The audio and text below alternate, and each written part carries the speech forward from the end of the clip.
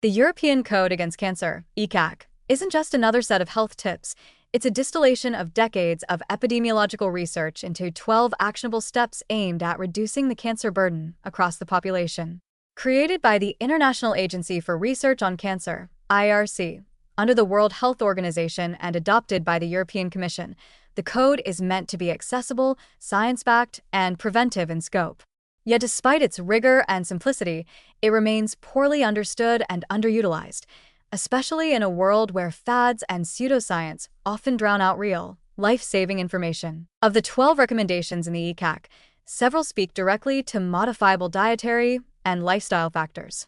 These include not smoking, maintaining a healthy body weight, being physically active, eating a healthy diet, limiting alcohol, and avoiding too much sun exposure.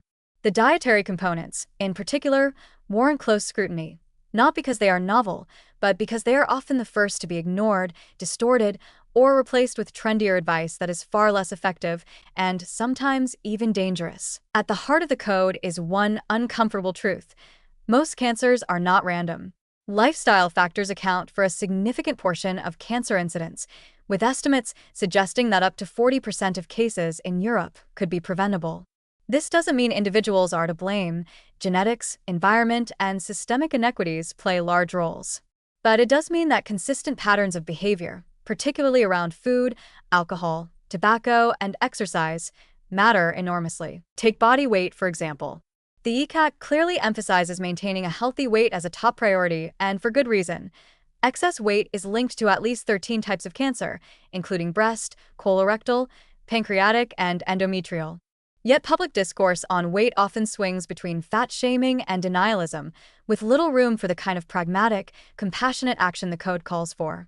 What's worse, weight loss is increasingly marketed through extreme or unscientific diets, detoxes, keto regimens, fasting gimmicks that may do more harm than good, particularly in the long term. The code doesn't endorse any such plan. Instead, it advocates for balance, sustainability, and adherence to traditional dietary patterns like the Mediterranean diet, rich in vegetables, fruit, whole grains, and healthy fats. Alcohol is another area where the code is refreshingly blunt. Less is better. And for cancer prevention, none is best. Even low levels of alcohol increase the risk of several cancers, including those of the breast, liver, and gastrointestinal tract.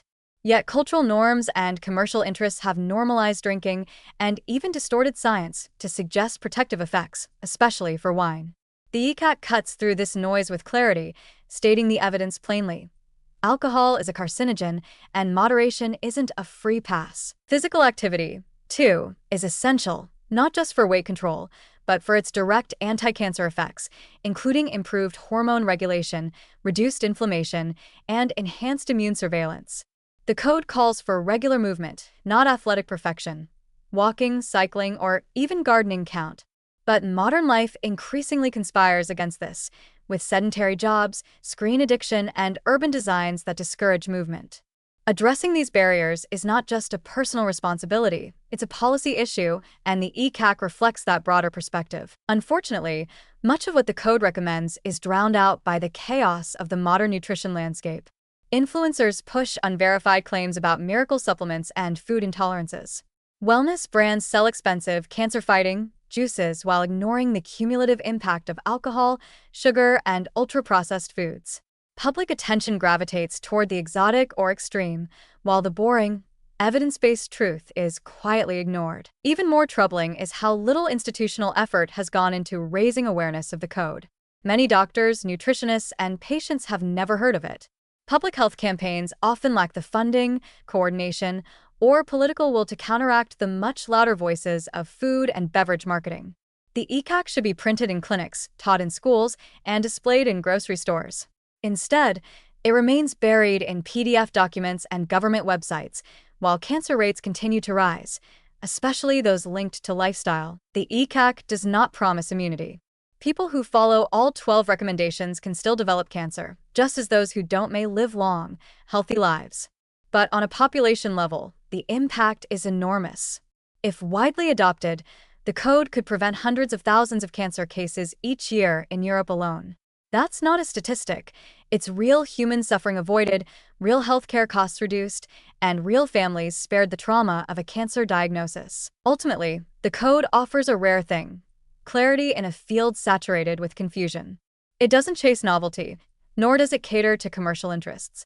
It lays out, soberly and scientifically, the choices that matter most. The tragedy is not that we don't have this knowledge, it's that we so often ignore it in favor of noise, convenience, and false hope.